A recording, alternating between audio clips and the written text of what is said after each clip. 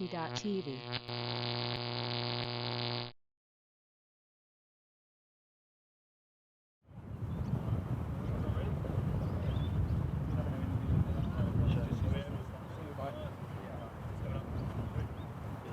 Over here. You're sharing.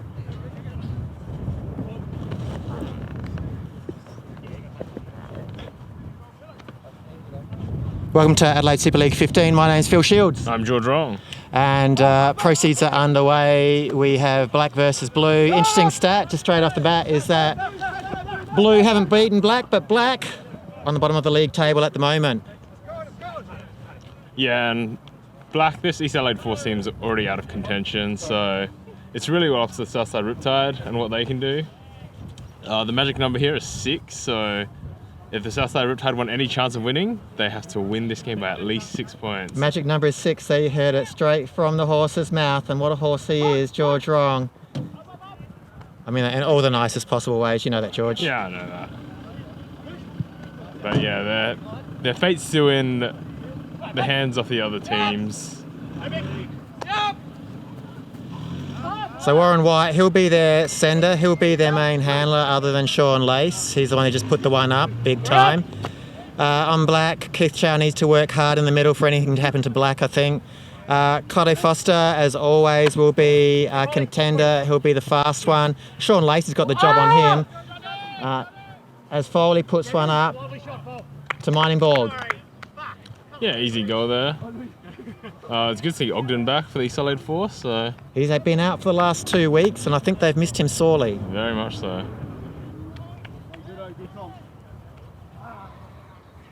We've got Mal Hotra back in as well. Haven't seen him for a while. Yeah, I think he went away on holiday and then came back recently. And why wouldn't you go away on holiday for most of the league and come back just for the last game? Yeah, it's winter in other countries. You got to go on that summer holiday. Hopefully he's been playing a bit of frisbee out there as well. I doubt it. So both teams essentially at fullish strength, I believe. Yeah, relatively speaking. The Southside Riptide are missing Ding Sing Ung and Andy Baddocks, whereas East Adelaide Force still missing Joel Pillar-Rogers as usual. I think he's still nursing an injury. And Andy Baddocks, very strong handler, or one of the main handlers for Blue. He's been good, but we've got to put this into perspective at this level. Everything evens out a bit. Deng, I think he'd be sorely missed actually on defence. I've really loved his defensive efforts that I've seen over the course of this league. We're in round 3. Game 9, so this is the last game, just to reiterate that if you weren't aware of that already. And this is the first game of round 9. We've got another game coming up after this one, so stay tuned. That's the one that really counts to see who the winner of this league will be. Yeah, and Deng Sing Ung has just been a really good defender on handlers, especially against this East Adelaide Force team who have slower handlers, relatively speaking. He really shuts down their movement. So we'll see how much he gets missed tonight. So we got another defensive block here by Schrader. And we need to see more of Schrader on this Black team for them to go places. And I expected that matchup, Eichner on Schrader. Eichner gives it to him in the under. Let's reach out far for that one. I was talking to Schrader earlier, and he wasn't too happy about that, mainly because Eichner's probably half his age, so he's a bit wary of the legs that Eichner has and the speed over him. But I was just talking to him and chatting about Schrader's experience, and just needs to use that a bit wiser. Yeah, he does have experience. He's also got a little bit of height over Eichner, so could use that as an advantage.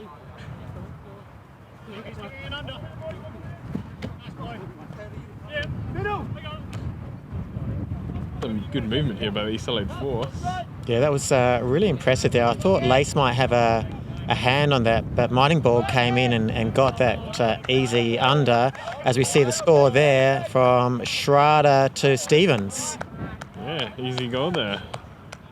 Brings us 2-0 already. Well, they will be happy about that, and Black do need to win it by lots if they're to try and dig their place out of this wooden spoon contention. Oh, completely true. I forgot about the wooden spoon. Yeah, prizes at both ends of the scale. And I believe IKEA, or IKEA, depending on where you come from in the world, will be giving the wooden spoon presentation afterwards. May or may not be showing that presentation by the IKEA General Manager of Australia, but it is definitely there, and their name will get engraved forever. I'm not sure if our sponsorships have gone up to that level quite yet. Oh no, it's definitely what I've heard on the grapevine.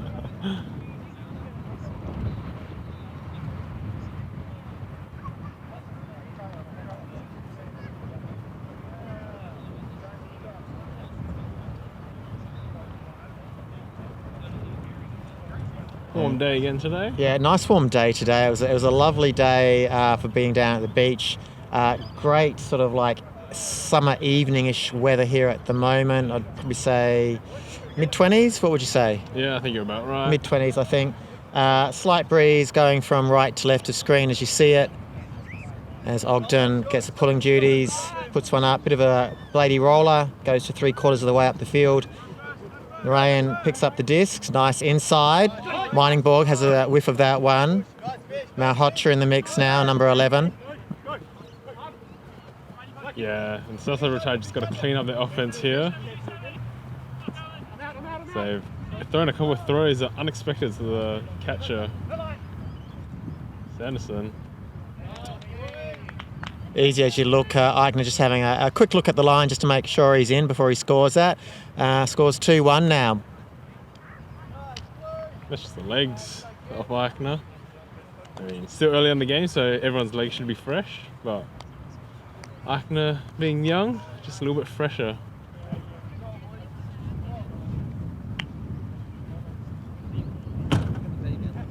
So Blue realising that they do need to pull something out the bag. They can't let this black team run away with this start, so they've pulled one back, which is very good for them. Yeah, keep in mind they have to win by at least 6 to even have a shot at this league, so it being down is a really bad thing to start off with. Yeah. I wonder how much they talked about that at the beginning. It's got to be in their talk somewhere. It's got to be in their heads. They really do need to concentrate on that. You know, all these boys are competitive at the end of the day, and they don't want to just come out here and play a game and win it. As I said, this is the last game of the league. They want to win it by the margin, which will give them the best contention to get the big prize at the end. Yeah, very much unlike other leagues and tournaments where there's a final, and then if you lose, you go home and you only think about that final. All these players, they'll be thinking about all the points that they should have won over the course of the entire league. Might give them nightmares, honestly. Yeah. That was a bit better pull there by Blue. Sadoriaga with the disc. Zones put on. Sure you're about to mention that, George? Yeah, it's just a classic Pommy zone. So 4 chasing the disc, 2 in the middle, and then 1 deep. They just go through the middle there. That was a nice through look. Ogden's holstering that. He sees Eichner lurking deep. He wants to put it to Schrader. But Schrader had to come in. Here he is in the play now, in the mix. Kaido Foster down the other side. Will someone see that? And there's that through Ogden's. We've seen that a few times this league. Yeah, we're going to get a foul call here. It's contested. Very quick discussion there. Yeah, it's good. Continued play. I like to see that. More play, less talk. Agreed. Foster was covered in the end by Warren White. Yeah, I'd like to see them push out into the corner a little bit more. Warren White. That's a lovely over. Foster's there. We've got Foley on the outside. Probably could have milked that a little bit more. Opting not to. Walking it in. That's a good option. Got to be safe here. Do not want that disc to go to ground. Strawn with the assist. Yeah, and that was looking unconvincing with Foster having to lay out there to save that possession. Yeah, my heart was in my mouth as well there. What, good recovery? We have 3-1 to black.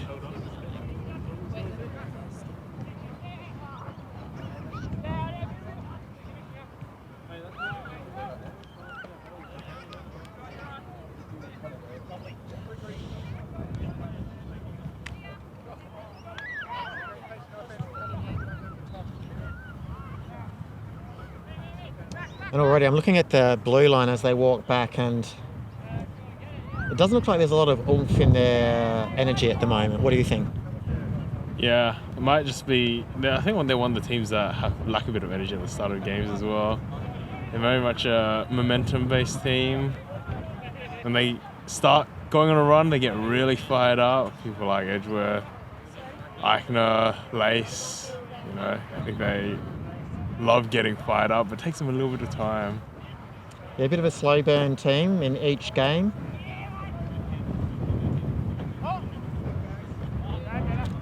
So if I'm hearing it correct from here, it looks like they're going to do a backhand force maybe. That will be interesting. Let's see what happens. Yeah, backhand usually considered the easier throw, but at this level, everyone practices the flick so much that the backhand ends up being the worst throw. It doesn't seem like it's a backhand force. They're still forcing towards the other side of the field. Oh, this is the black go on defense. Talking about blue winner on defense, sorry. Oh, I think Shardlow got a hand on that one. He did. Narayan picks a wobbly disc up from Eichner and gets it back for the second time. Underneath the hands of Ogden was that disc. So black with chances. Just play fundamental ultimate here, swinging it around to the other side. Probably wants to do it again here. Yeah, Lace looking for up the line, skirts back, does something on the inside. That goes it back over the top, and that's a lovely throw by Sean Lace. Yeah, absolutely beautiful. Plenty of clear space behind Eichner.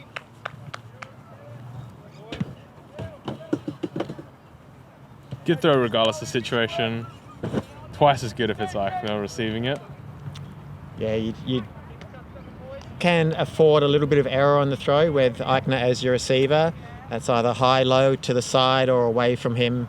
He will bring pretty much anything down which is within a click of his feet. Yeah, lucky the throw is good as well, so not much work that Eichner had to do there.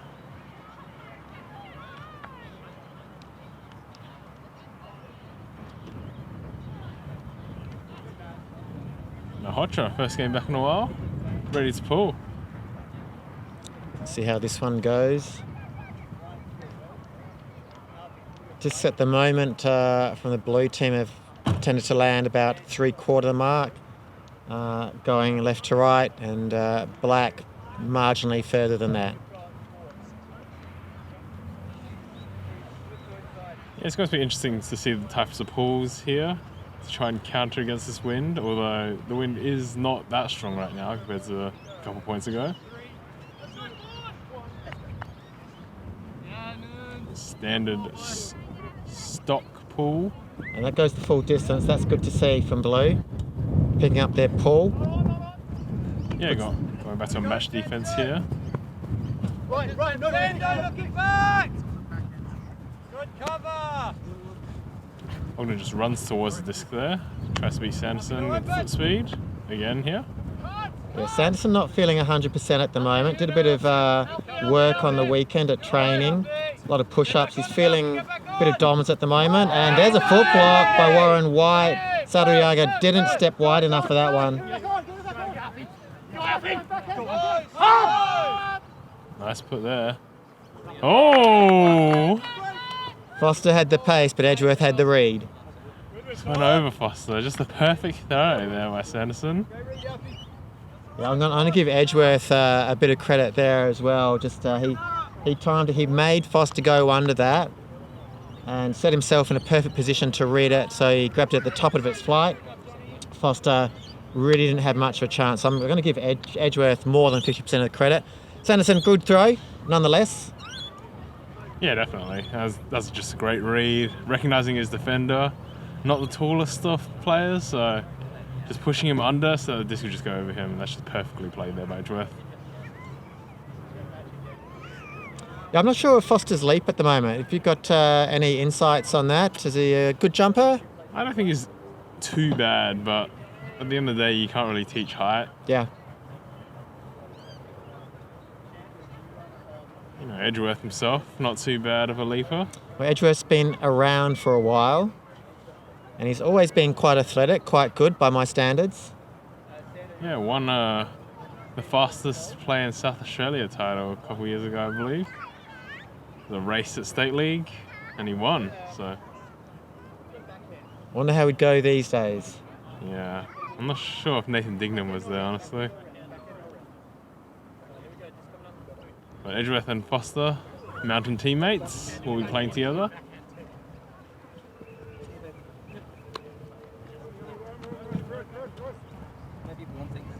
Logged in here, disc in the middle. Yeah, and we're getting that backhand force that Blue were talking about before. They're doing it definitely in this point. And really good upfield defense here. Only going between the handlers is this year's. I do not expect this backhand to be terribly successful, but I think they're trying to shut down Ogden, maybe even Foley's flick, which can be quite devastating. But I think they're equal to the task on their backhand. Yeah, definitely. It's just a slower throw, as you see. It's very floaty disc. Narayan no. actually had position on that at the end of the day. Shardlow makes great ground scrub that one. Narayan gets it this time, though. Great read there. Sanderson off to Lace. Still in the mix. He's asking for it back. Doesn't get it, though. Warren White probably makes something of it, if he can. Lace back in the middle. It's a very creative throw over the top to Smith. Goes through the middle.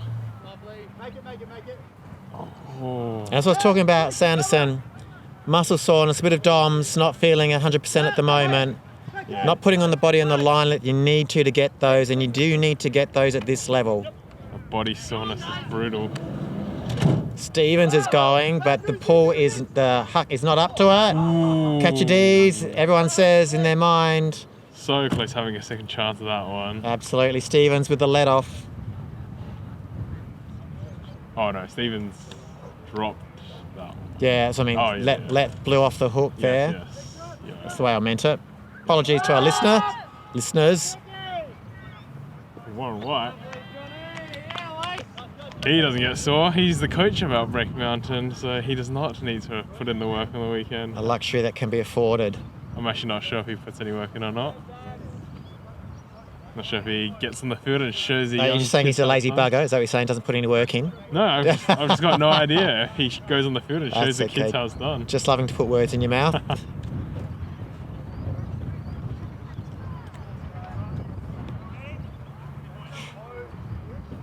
So scoreboard can be trusted, 3-3.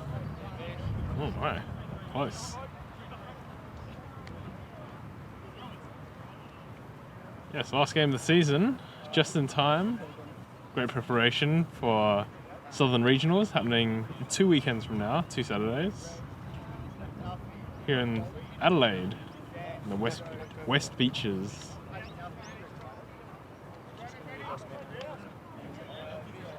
All the best from South Australia, Victoria, and Tasmania coming over.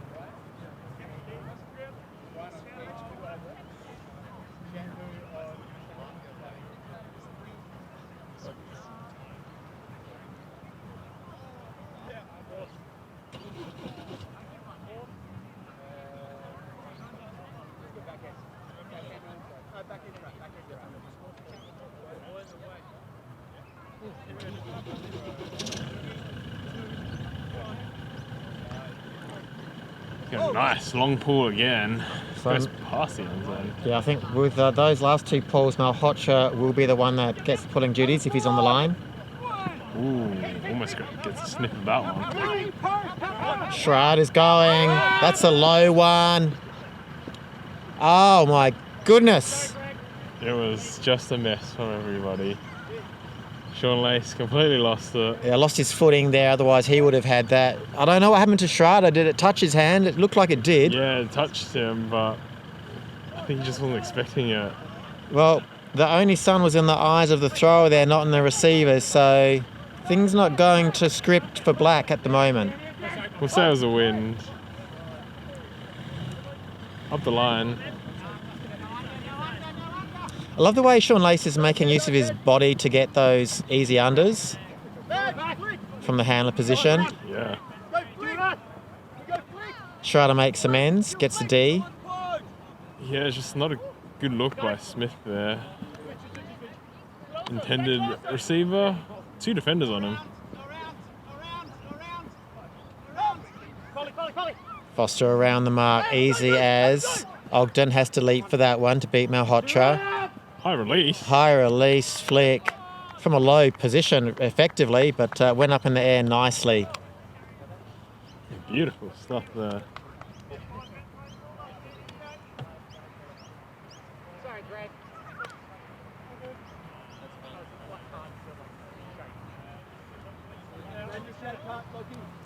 So as this match continues and we reach a score of 4-3 to Black, Blue really do need to put on those burners if they do want to win by 6. And that's not happening. They can't be a slow burn team tonight. No, and they can kiss their chances of winning goodbye if they don't step up right now. Yeah, they really have to get the next 3 points, I suspect, or 4 in a row in order to have any sort of contention either on the books or in their minds to get that 12-6, 15-7 type of scoreline which they'd be after. Yeah, and of course it's very difficult for them as well this week. They're missing Andy Baddocks, which actually changes up their play style a lot. And as I said earlier, Sanderson not 100% at the moment. Smith not making the greatest decisions as well. I haven't seen Narain in the mix at the moment. Ayden has just had a score, all quite average at the moment, which is why their score is only 3 points. No one really stepping up to the plate and saying, yeah, I'm going to I'm going to show you what this team can do, and I expect the rest of you guys to rise to the occasion. Yep. You got a different look here, horizontal stack. Nice change up. It is needed. Roberts looked off. Edgeworth makes some good cuts there. Looks in the middle. This middle defense isn't looking fantastic for the East Adelaide Force. They've let quite a few go through there tonight.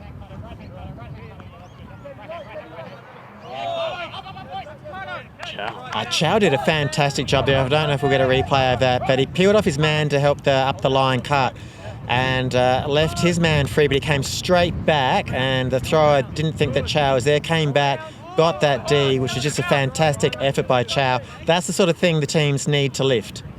Yeah, I didn't even see him, so there's no way that people up there would be able to see him. Sadoriaga puts one up. Crossfield, that's going to fade away from Meiningberg. Needs to read it well, and he does. Not much upfield happening, so... Looks off drawn. Narain sees that. Oh, worm burner from Foster. Straight into the ground. Mows the lawn for the groundskeeper. Yeah, not what was needed. He knows he lost a point there. Stevens comes in last moment, goes down on hard turf. Foster tries to find his legging. Roberts, nice dump to Narayan. Looks Warren White off. Ooh. Looking for a solid handler, finds it in Lace. Yeah, he just goes back. He just keeps doing that, Sean Lace. Yeah, and that's something that Black need to be wary of. Lace, all his cuts up the line have come back underneath.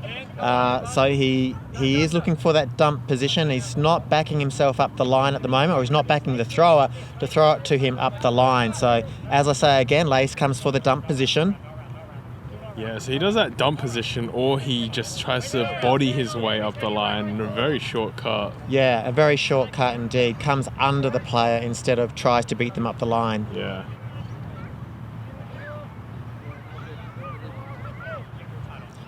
And you could throw a net over all the players upfield. Nothing much happening. Now they spread. Yeah, just needs something to go on the break side especially. Nothing's happening.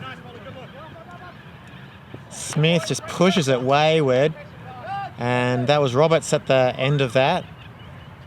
Yeah, Roberts is a fast kid as well, so if you're not reaching him, it's Probably not the best throw. Tell you what, though, if Smits was on the field, you would have seen a layout at the end of that. Definitely. And that is, again, what I'm talking about. We need that sort of effort. This team, one of these teams needs one of their players to step up and make that effort. Do a Smits in terms of energy and effort. Oh, big inside break there. Should not be allowing that as a mark. Pick called, and that will probably be given back because Lace was right hot on Foley's heels. Yeah. Oh, yes. Foley talking about it, but I saw that action all the way through. I was watching that match up, and he was hot on the heels. Had to go around a bit of a player in the under, and Foley did a bit of a curve to get that. So Lace in with a whiff. Meiningberg apologising, that's fair. Nothing in that though at the end of the day. Just a bit of incidental contact.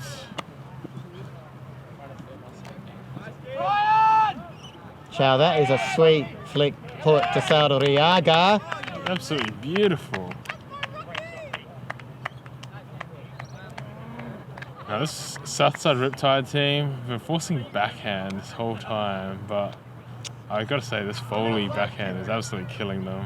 Yeah, do you think they'll keep up with this as a timeout's being called? Do you think they'll keep up with this?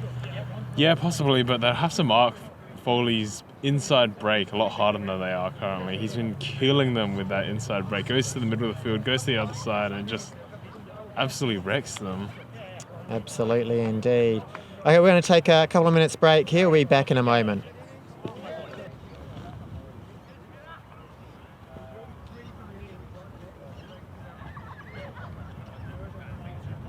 We're not in control of the ads here, but usually during a timeout we'd have ads thanking OTTV for the coverage.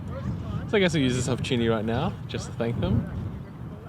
In Australia and now Europe and New Zealand as well. Coverage of Ultimate in many national tournaments and regional tournaments brought to you by OTTV. And join their Patreon at patreon.com/OTTV. Comes with many perks, including their Discord. You can vote for games to stream. You can ask them to come over to your tournament. Just great coverage. Watching yourself play, always a pleasure, I think.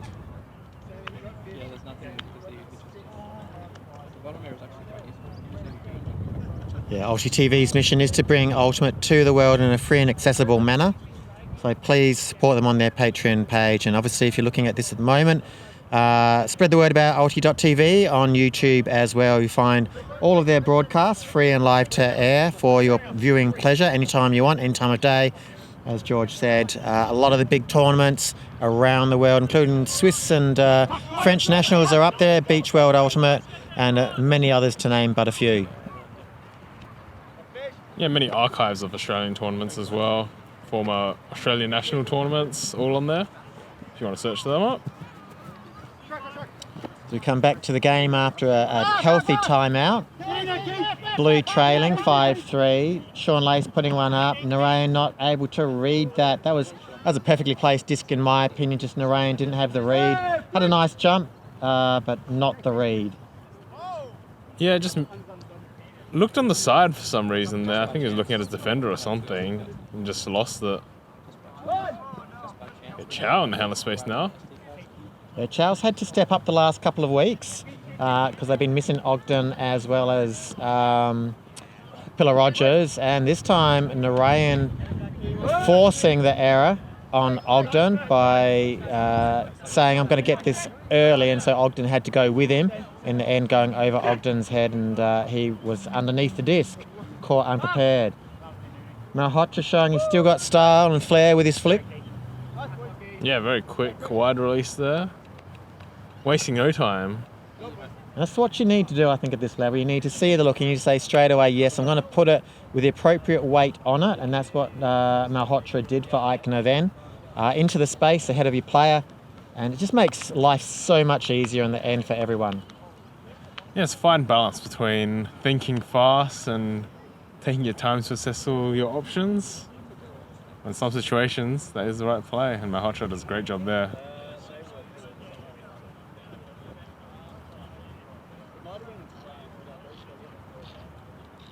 And you see at the moment the long shadow, so anyone catching it to the right of screen with a throw to the left as they're cutting under and in towards the disc will have a bit of trouble, have to shade their eyes.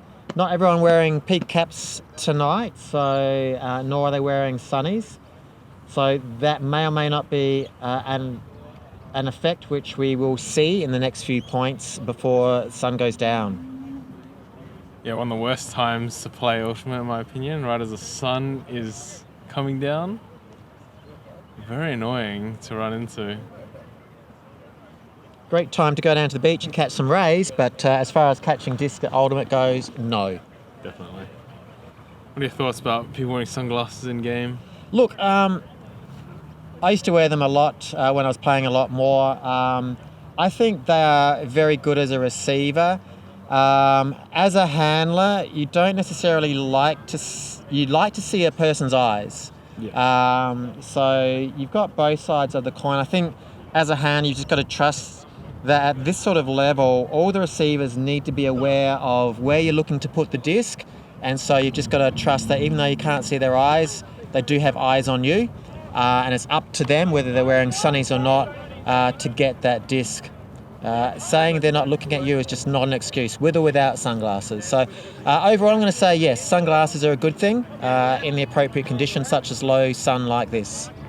Yeah, you bring up a good point about the visual cues. It does make it a lot easier if you can see your handler's eyes. Especially in a situation like this where a zone gets put on.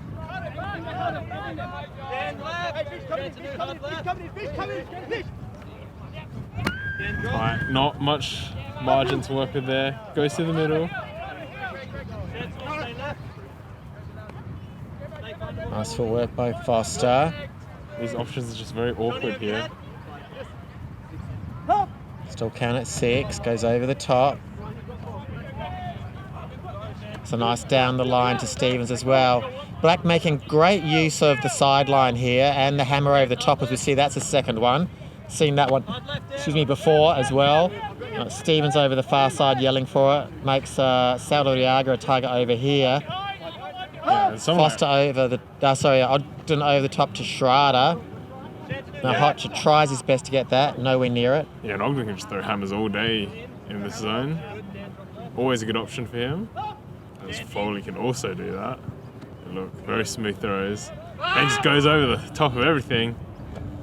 Stevens almost losing it in the sun, as I was just talking about it about 60 seconds earlier.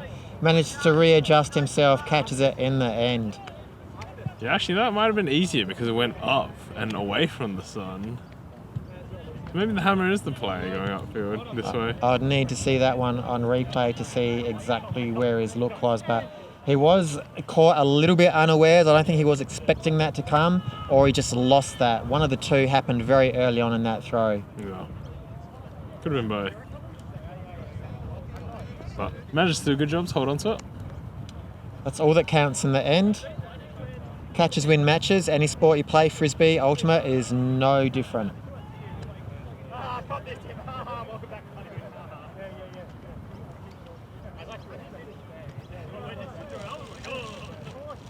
Now with these subs on the other side of the field, you can see a nice assortment of colours. The West Beach Titans, the Northern Flyers are starting to trickle in.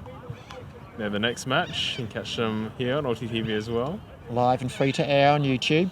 Also sporting the new uniforms from Double Happiness this season.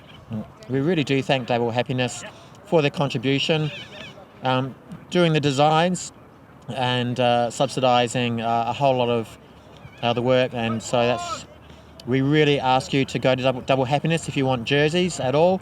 In fact, all your uniform requirements from head to toe, they've got it covered, and they do have specials for special World Ultimate events.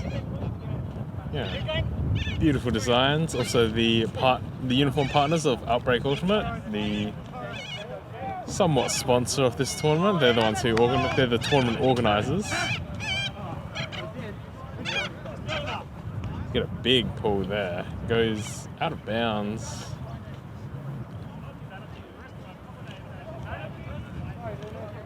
But bounced in first, so we'll take from the sideline here. Another horizontal offense here. 3 handlers, 4 upfield. Aigner puts his eyes up the field but decides not to throw it. Instead decides to swing and Sanderson back. Yeah, Sanderson looks like he's just going to park himself on that far sideline there. Always the safe handler. Yeah, I don't think Sanderson's going to trouble anyone, but having said that, Ogden peels off and leaves him to go free. Now Ogden has to come and get him, but the distance a bit too far for Lace in the end, has to go through traffic as well to get to Sanderson. So it was a good poach by Ogden in the end. That one goes up, and it's got nice weight on it as well. This time he goes to ground, loses his glasses for the second time, but this time learning from the first error in the sense that he didn't put his body on the line to go to ground. Maybe he's loosened up a little bit running around, doesn't feel the pain as much, but he might feel it on that elbow which he landed on. Yeah, somewhat of a half-hearted cut there by Sanderson. Didn't look like he was ready for the throw. I think Aigner threw that one.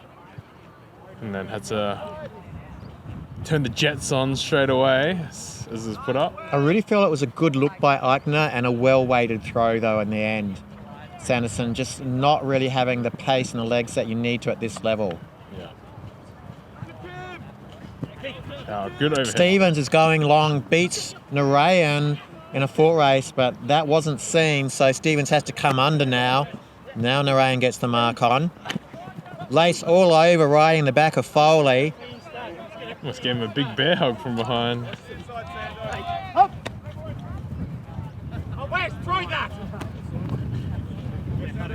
Frustrated with their cutters there. Seems like the East Adelaide Force just wants to keep it in the hands of their premier handlers the whole time. Yeah, I'd probably looking to the other side if I could at the moment. Big fake there. Gets Aigner reaching all the way down low. And that's going to stay down as Foster does nice Superman, but pretty much for show more than anything else.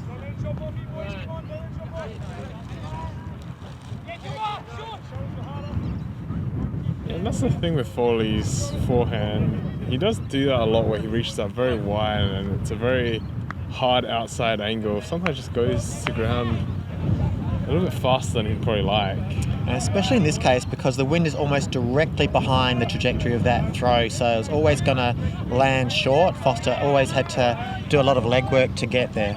Yeah.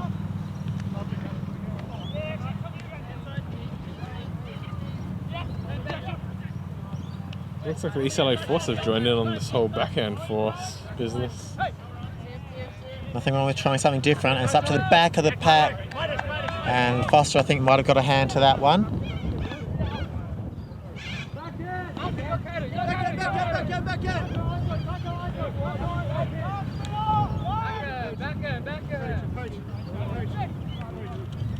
Holy, nobody on him. Middle of the field, no mark. Has all the time in the world.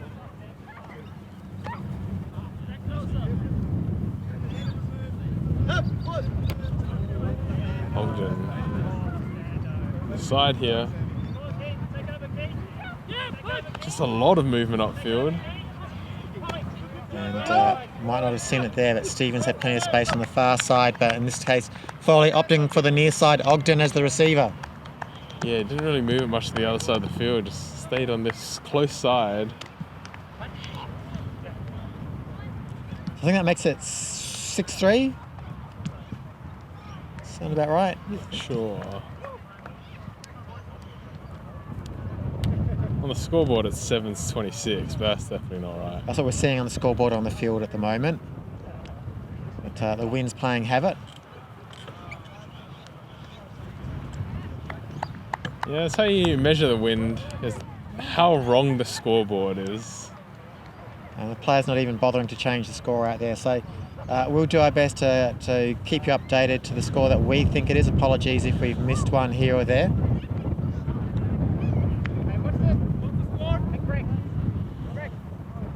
Asking for the players in the field asking for the score. I hear a few echoes on the field, 6-3. Now asking Rex Johnson behind us for the score. Niccolo. 19-26 according to the scoreboard now, so it's changed since we last looked at it. So we've gone back to pre-electricity days here. We are doing the scores manually. We're putting blades of grass out, hoping they'll stay still to remind us of which team is scoring. We've got dark blades of grass and for the dark team, and we couldn't find blue blades of grass, but something along that line. If you're colourblind, maybe green, blue-green colourblindness, you'll see that. But again, wind playing havoc with our scoring system here and getting a bit mixed up.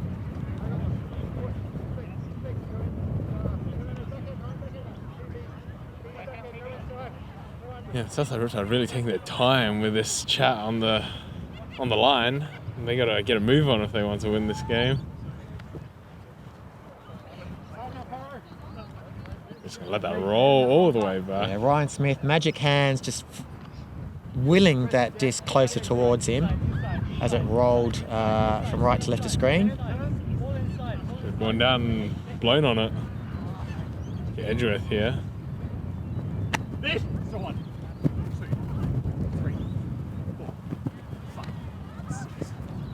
And Schrader now marking. I saw Eichner going long there as well. So did Smith, and Smith goes down, is on his hands, thinking that was just fully on every minute of the day, and just overcooked it by millimetres. Really, I think Eichner did get his hands to that in the end, but that was a chance gone begging.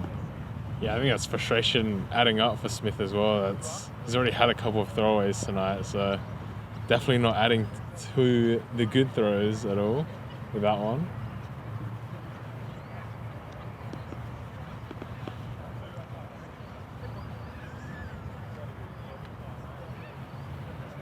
So we've had a fast scoreboard updated 6-3, but the numbers have been reversed. Definitely 6 to the Force at the moment, Riptide on 3. Trying to chase this deficit so they can be in the contention for a medal. Yeah, and East Adelaide Force really not letting them back in with Ogden with that very slow walk back. Taking a sweet, sweet time.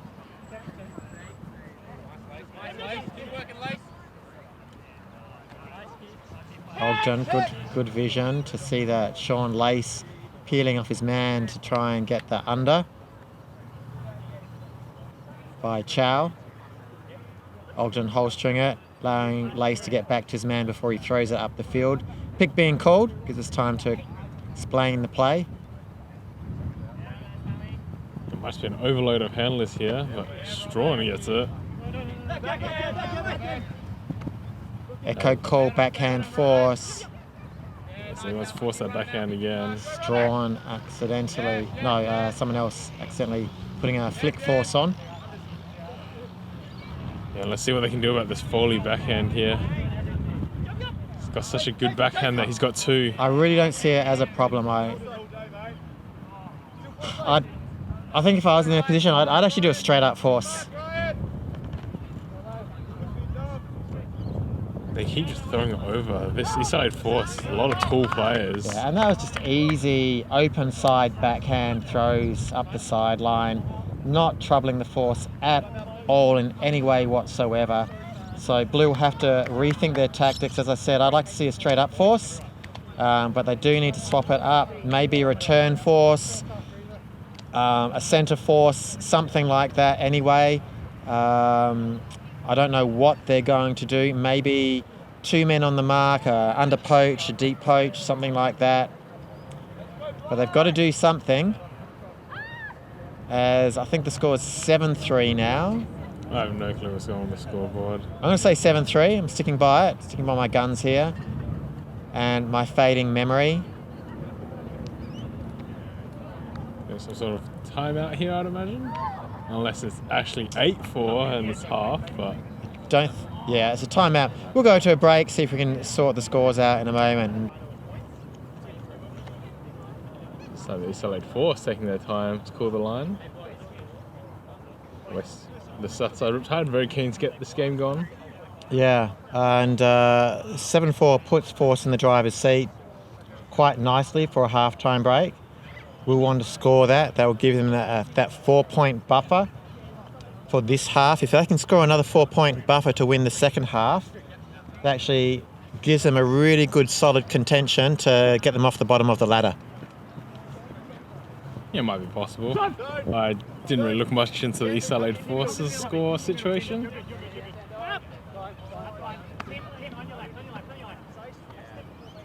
Yeah, a little give go here by Ayden and Dayan. Narain working hard through that middle. Drags the back foot, stops the travel. More give goes and a through.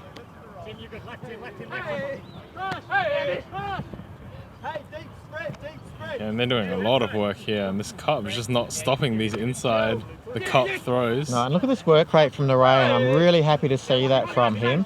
Someone has to step up on a point or two. Doesn't have to always be him, can be someone different, but he's really got the vision. He's seeing the give go is there in this sort of cup pommy look, more of a pommy look actually.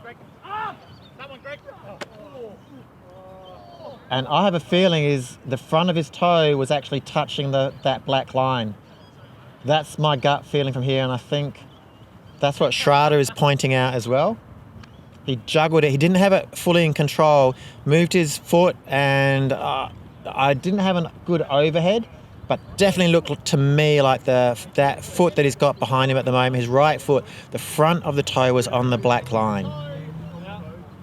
Yeah, he's not working with much error there as well. Just a single bit of his shoe is even touching that line. Yeah, and agreeing, which is really good spirit there. He didn't move his foot, I think, at all, which allowed Shardlow to make his point and for Smith to see it as well. Yeah, it's like live Hawkeye.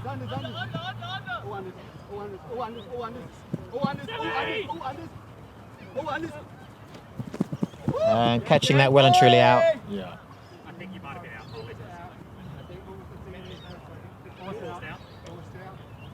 Calling a force-out foul, and I was thinking that in my mind, but I really felt the disc was already well and truly over that line. Might have nudged him an inch or two. I don't think so personally, but I don't have the luxury of a replay to see that. Yeah, and I think even if Roberts had not touched him, I think Foley would have been out when he caught that. Hard to say. Yeah, he's making a fairly good case that maybe he might have been able to stick a leg back if he wasn't unbalanced by the contact. Yeah, I think that's fair call. Of course, being the veteran player, he can convince the young Dan Roberts that he's actually in. Hey, forehand, no inside! Forehand, no inside! Forehand, no inside! Oh, and put and look. And that's what I was talking about earlier with Shardlow and to Shardlow before this game. Just having the smarts to beat him. Ayden lets him go a fair bit. And with Foley, the person in charge of putting that disc towards Shardlow, on a dime, mind you, Ayden had to give up in the air. Yeah, absolutely perfect. And they didn't waste much time there getting off the sideline. Foley ended up receiving it back and then just throws over everybody to Shardlow. Yeah, Foley was really hyped up with that. Had the awareness to make the force out foul call. Pleading his case very well. He's a very articulate man, very smart as well. Not trying to pull a fast one on anyone, but just saying that he had the presence of mind to really think about what happened, the possible incidental contact which created even a minor force-out foul, being able to articulate his case, getting the disc in play straight away with a quick give-go up the sideline, and then releasing it equally as quick to Shardlow, noticing that Ayden was trailing by a good 5 or 6 metres. Yeah, and I think with that call, I think you get the benefit of the doubt if you're Ben Foley as a seasoned veteran and someone with a fairly good reputation. All-round nice guy. Yeah, absolutely. You got to build up that reputation so that you can get good calls.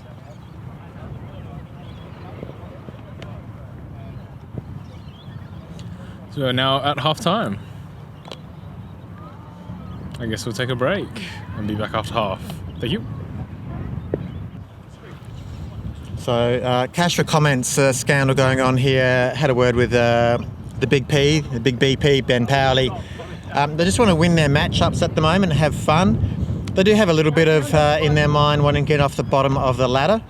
But really it's about fun winning their matchups at the moment, and the rest will come if they do that. Yeah, and they're really playing well tonight. Better intensity than previous weeks. Also making much less mistakes, which was something that was killing them in the last couple of weeks, which they lost. So great defensive pressure there, once again by Schrader. And they'll probably be kicking themselves that they didn't play better the last couple of weeks. They put it over straight away. Yeah, Strawn turning blind. I've said this before. If you're running deep, you've just got to run deep. You cannot turn blind. You have to look over your shoulder, see what your handler is doing before you make that turn under. Handlers get very frustrated when they see their player with even a metre, that's all they need, or half a metre, and they put them up to your advantage, and as they put it up, you turn blind. It really gets in their, I don't know, head, as we see Blue capitalising on that. What a grab by Roberts there. Just gets it over the top of Stevens. Stevens is a tall person, so impressive feat to get it over him. Yeah, tall person being an understatement. Yeah, definitely. One of the premier receivers here because of his height as well. Very athletic, very tall, makes her a great receiver.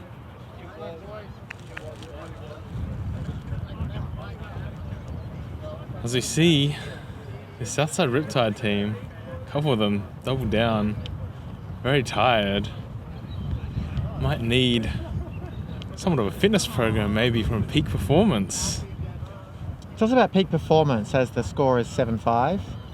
7-5? Oh. So Peak Performance, based out in Port Adelaide. Great for all sorts of fitness levels, depending on whether you're trying to improve your fitness in general or if you want to start getting serious for a sport. It's not a very high price to pay. You get access to their gym facilities, their physios, trainers. You can join in on group fitness programs. You get a free physio checkup and a free fitness test so that they can cater a fitness program towards you.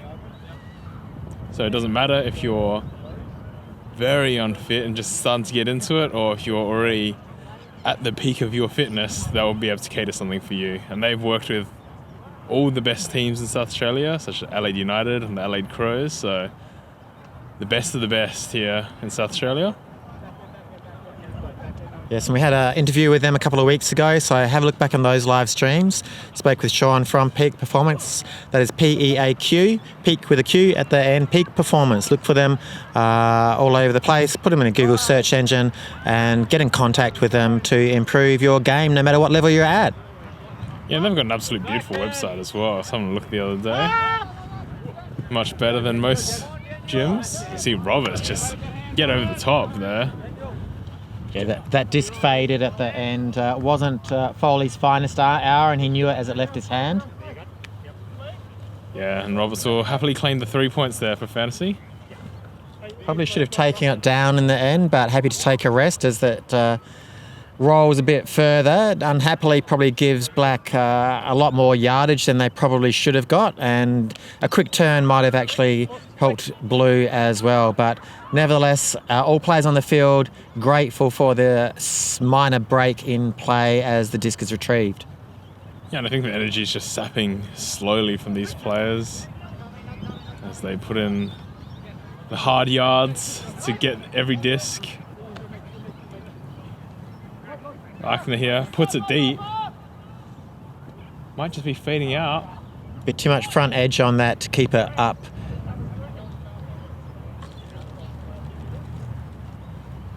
I think that's some sort of call here. Yeah, I think Schrader coming from behind again. We don't have the luxury of replays here. Electricity's a bit short in South Australia at the moment. Just running enough throughout the state just to keep the cameras alive and the microphone on. But it did look a little bit like there was a close contact. Nothing from where I'm sitting that would indicate a foul call, but I'm not in the mix, and they feel things differently in the bump and grind of that mix when everyone's going up for the disc. Yeah, there's a lot of tall players, just limbs flying everywhere on that big high grab. I'm sure Then I even knew whose limbs were whose in the air. It's like a zombie apocalyptic movie, really, isn't it? Yeah, exactly.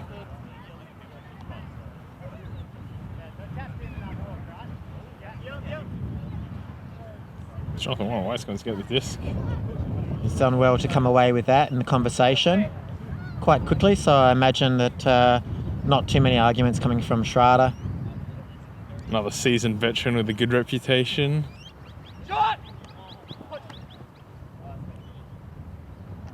Wagner, presence of mind, keep that back foot down, front foot up.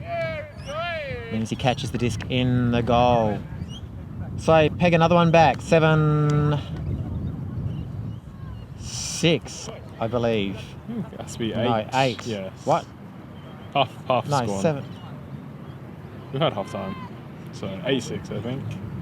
Oh, that was half time. Yes. Sorry, that was my bad. Yeah, there's that. For some reason I thought it was a timeout. It was very confusing because they had a timeout and then they had half the point after, so it just felt like a really long timeout in general. So 8, what did we say? 8-6. 8-6. Yeah.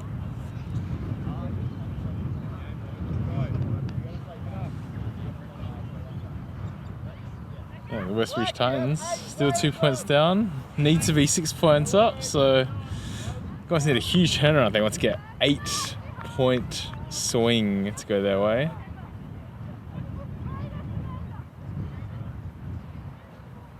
They don't reach that 6 points. They're just out of contention. And the Northern Flyers and West Beach Titans will have to battle it out for first place. That's coming up next. Very exciting final match.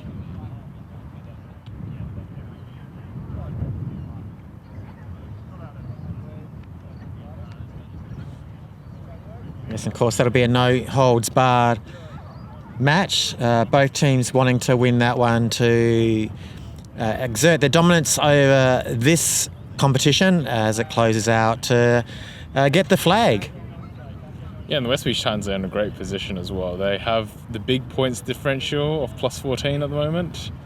The Southside Riptide and Northern Flyers both at plus 2, so that's why that 6 is the magic number. Need to claw that back.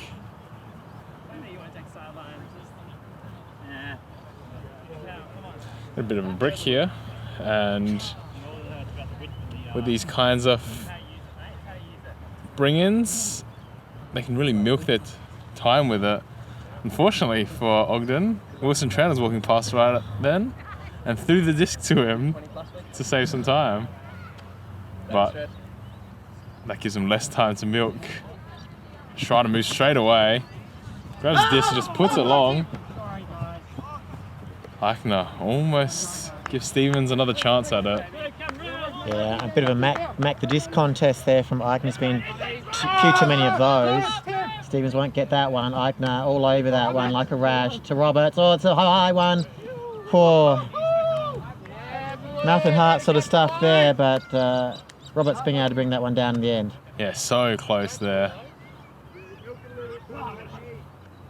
That's just fast offense at the Southside Riptide as they're clawing their way back. Only 1 point down now.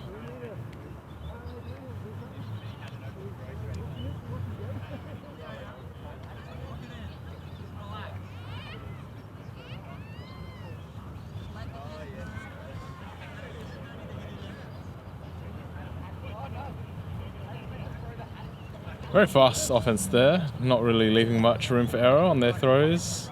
A couple of throws that make your heart sink a little bit.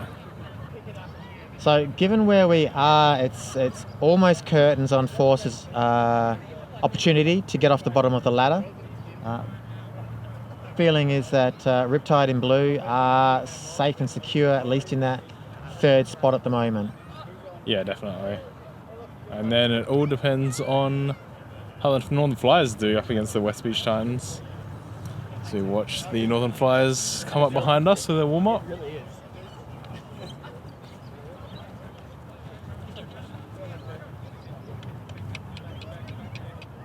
Despite Ted Wachter thought he was going to miss this one. He's fresh from a trip from Singapore.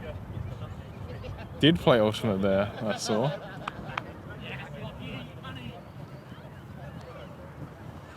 Thoughts on taking cleats across on an overseas holiday? Yeah, definitely do it. Make sure they're not too spiky if they go in your carry-on. I always carry cleats in my carry-on. They're the last thing you want to put in your stowaway luggage because you want to make sure you've got them for the tournament, and luggage can go wandering, as we've all experienced from time to time. So that would be my only thing, but definitely take them unless your cleats are running a bit thin and you're after a new pair from overseas, somewhere different. That way you can claim a different style and new look when you come back to your locality. And everyone's going, where'd you get those cleats from? I didn't bother bringing mine with me. I bought new ones over there. Yeah. And Australia, one of the more expensive countries as well, so definitely cheaper to buy overseas, I think. Sean Lace enjoying the win that got him in terms of another point on the scoreboard. East Adelaide 4 scored timeout straight away, so denying the Southside Riptide's chances of coming back.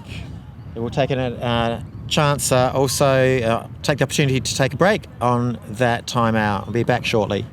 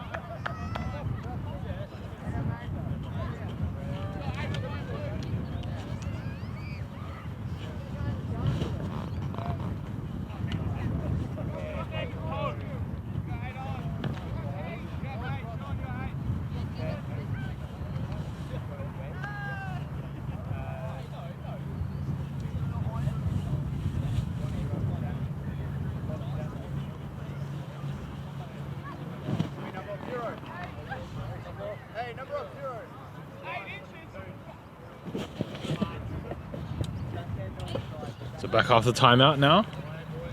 Word from the Black Camp is that this is the last time this team is going to get a chance to play together. So they really just got to have fun, but in the meanwhile, just improve a little bit. Yeah, it's good mindset to have, especially now they've lost 4 points in a row, lost all the momentum. Needs to get something back if they want to win this one, and on a high, I'd say. So you got Foley here with a disc. Looking for anything upfield. It's Ogden with a side cut there. No deep cuts, so Missed opportunity there.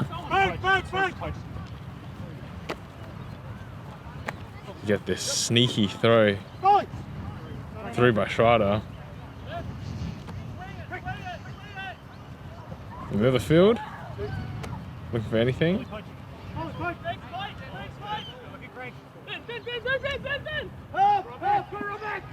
Oh no. Yeah, you saw the way Miningberg caught that, or tried to catch that. He was really aware of Robert's presence over his back, probably heard the footsteps, and you could see that when he went to catch it, so like this grimace, he was bracing for contact, which never came, and rather than thinking about just catching it cleanly. Yeah, and just a bit of miscommunication there between Dayan and Roberts. Roberts just completely ran off, leaving the disc to nobody.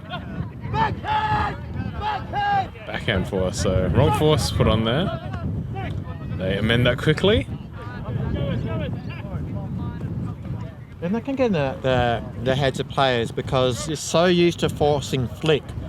And if it's not reiterated over and over, you just in this habitual kinesthetic memory of forcing flick. Yeah, definitely true. And also this home and away thing has switched in this game. Get an easy goal in. Foley to Santiago. Nice. So this whole season, so typically in Ultimate Frisbee, you have a home and an away. Home is where your bags are, and away is the other side. So for this whole season, other than this week, home has been here with us on the cameras. But since we have a second camera for the second game, Rex Johnson has kicked everybody to the other side. So home is now on the other side. So they might be getting the home and away confused as well. Yeah, that'll definitely be in everyone's minds, I think, as well. Can't say home. Although at this level, we don't tend to say home. I do actually prefer, as an old school player, calling home or away. Especially, I guess, at tournaments. Makes it a bit easier. Sometimes you might have a newer player on your team. It's really hard to say, but generally at this level, you do say force, backhand or flick. That is until you have to play against someone like Keith Chow, who's left-handed, and that confuses everybody. You see them pull out the opposite. And that's exactly right. That's exactly why I prefer the home and away call, because even though you're switched on, something in the back of your mind might go, hold on, this guy just had a backhand throw, but I'm supposed to be forcing flick. And it might take a while to have the second thought, was he a lefty? Yeah, exactly. And it's just, you usually wouldn't expect it at this level, but the human brain can do funny things. Get a horizontal stack again, so 3 back, 4 up the field. Got Eichner here, looking for a lace, as they always do. Very high throw. Sanderson on the side, probably will look towards the lace again. Warren White proves me wrong. Crossfield, Eichner in acres of space. They've done that multiple times now. Just this across the whole field to Eichner. It's working out well for them. Yeah, and I think that's a general scoring strategy for a lot of these top teams as well, is whichever side of the field you're on, you're always looking for that big put over to the opposite side of the end zone, and usually you'll find a score if you can put that anywhere in the vicinity of the receiver. Yeah, it's very good by Eichner to make that cut. A lot of people don't like making that cut because most of the time that disc will not go to you. It's a very hard throw to pull off, and if there's any defenders in the way, that usually won't go towards you. So it makes people think that they're exerting energy for no reason, but as you see, Eichner's been rewarded greatly for making that cut multiple times now this game.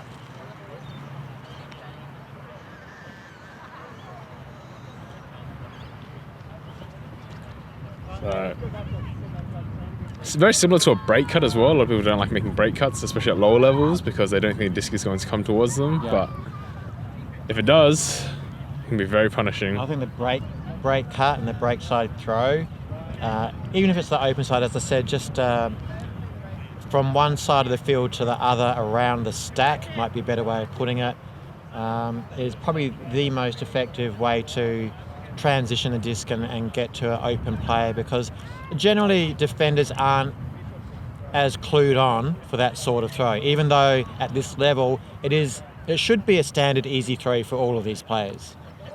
Yeah, definitely. And you can just catch a defender sleeping sometimes as well. Munborg seems to push that one forward a little bit, a little cheeky. I think Strawn helped that up the field for another foot or two. Yeah, Chow with the first cut here. So Ogden's starting off with no dump. Foster's coming back for it. Looks him off completely. Goes to Chow. He doesn't want to lay for that. Come on, Chow. Keith, I know you better than that. Yeah, old Keith will lay for that, but he's getting up there in age, almost 30 now, I think. Oh, could you imagine that? Yeah, age creeping into the factor of whether you want to lay or not for a lot of these players. He also had a pretty bad injury a few years ago at a Division 2 Mixed Nationals, I think with Vanguard. I think that coverage also brought to you by LTTV. And yeah, that caused a pretty bad shoulder injury, so that might be playing in the back of his mind as well. Yeah.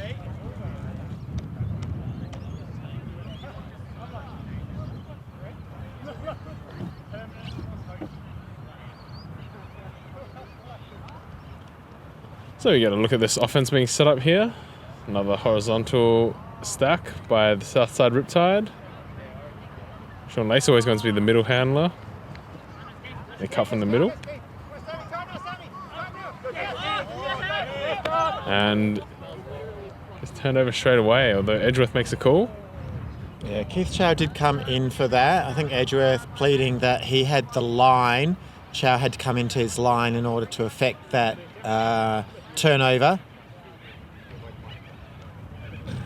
Yeah, I think I'll have a little bit of a discussion about this one. This one might go on for a bit longer. Good look by Chow, though, to peel off his man and come into that space, recognising what was happening further upfield.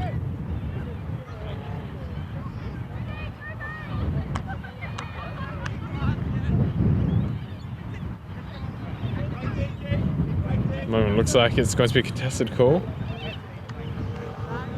So Lace will get it back. Still count is on 6. Gets it off straight away to Warren White.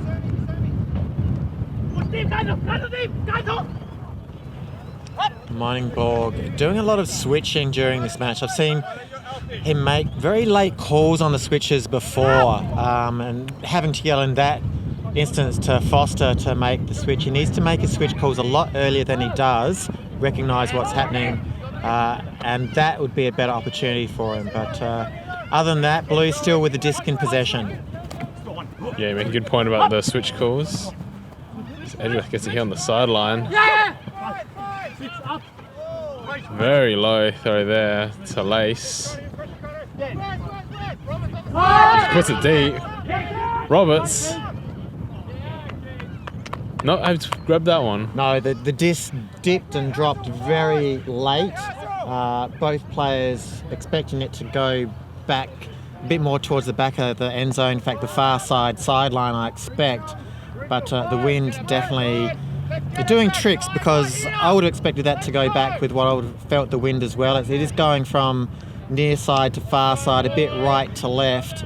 But in that instance, obviously, where the disc was in the air, it did dip and drop very early. So Keith Chow having an excellent opportunity to affect a D. Yeah, usually you'd expect that disc to bob up, but it went up very high and then dropped very fast as well, which is unusual.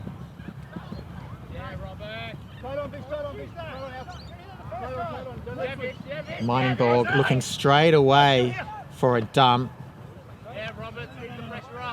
Yeah, not a bad option when you're stuck on the sideline there.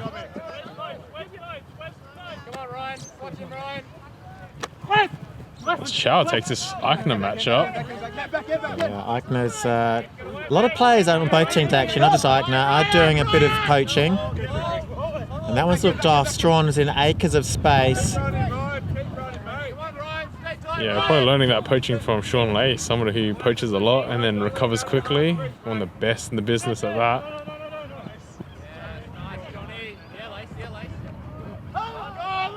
Schrader putting it deep. And Chow actually beats Eichner deep. Once more, yeah, Eichner just not showing good enough regard or respect for the distance that Chow had him or the throwing hand of Schrader. Yeah, and Schrader's been putting a lot deep. Even when Pilorchis is here, he puts a lot deep. He gets that first cut under and just shoots it. There's a huge weapon he's added to his arsenal in the recent years.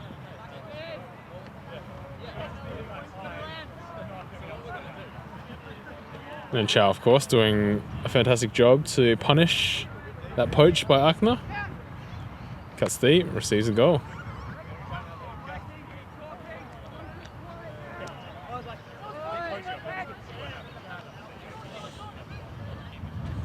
Magic 8 Ball is trying to figure out what the score is at the moment. What's your guess? I think it might be 9-0. 9-all, okay, we'll go for that. Magic 8 Ball says maybe, okay, I'll go with that. Actually says 39 on the scoreboard.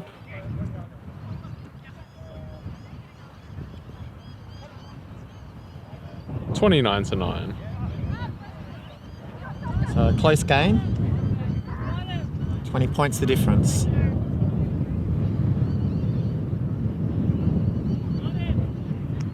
Yeah, and with it being 9-all, that does cut the Southside Riptide's chances of winning by 6. They have to prevent any goal from the East Adelaide Force if they want a chance.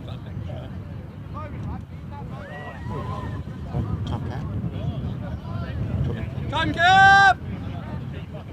And right as I say that, time cap is called, so there's literally no chance for the Southside Riptide to catch up.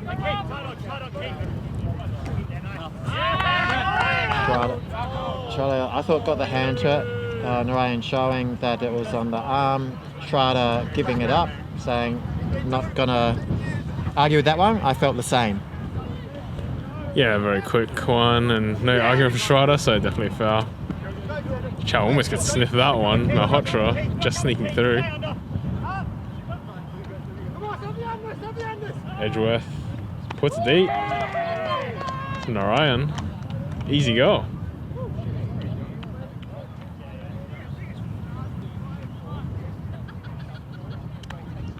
So now both teams just playing for honour to see who can score the last point of the game.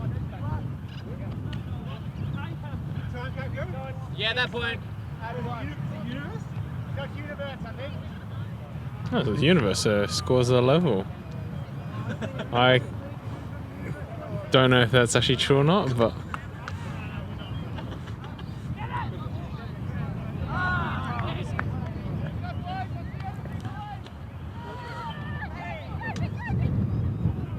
I mean, the scoreboard says 10-9. Ben Paley's looking at us going, what's the score? I don't know. Rex was keeping track for a couple points ago, but we lost it already. Yeah, usually you keep a notepad on who scores every point. Yeah, not tonight. I had a feeling everything would be up and running, but the will of the gods said otherwise. Yeah, next game, we will have to keep it under control because the score is very, very important. Yeah, so stay tuned. Early next year, we will bring you Adelaide Super League 16, and we will bring pen and paper out to every match. Really, the fantasy scorekeepers should be keeping track, but I don't think there's anybody doing fantasy tonight. As I said, electricity blackout here. We are in the dark ages here in South Australia. Most of Australia knows that.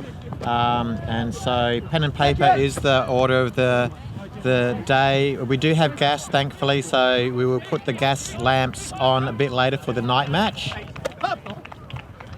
And Deng Seng Ang missing one game and everything has fallen apart. League director. Michael just gets that one in his hands. Yeah, I have a feeling he juggled it while out of bounds, but no one picked that up. I have to see that on a replay if we were to see it at all. They're still forcing this backhand here, so they're liking this force. It's been working out for both teams.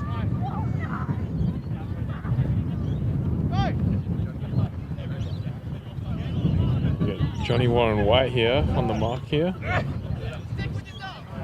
Just puts it over. Beautiful touch there by Foster. Oh, it's the game. That was, I think, mining ball to Sandoriaga. Yes, my mistake. As Force get the win, equal on the bottom of the table in terms of wins, but that's not enough to drag them off the bottom of the table. Yeah, unfortunately, that's it for both of these teams. So the only possible winners now are the Northern Flyers and the West Beach Titans, who play the next game, the final match of the league. Yeah, so stay tuned for that one. I'm Phil Shields. And I'm George Wrong, and we'll see you in the next game.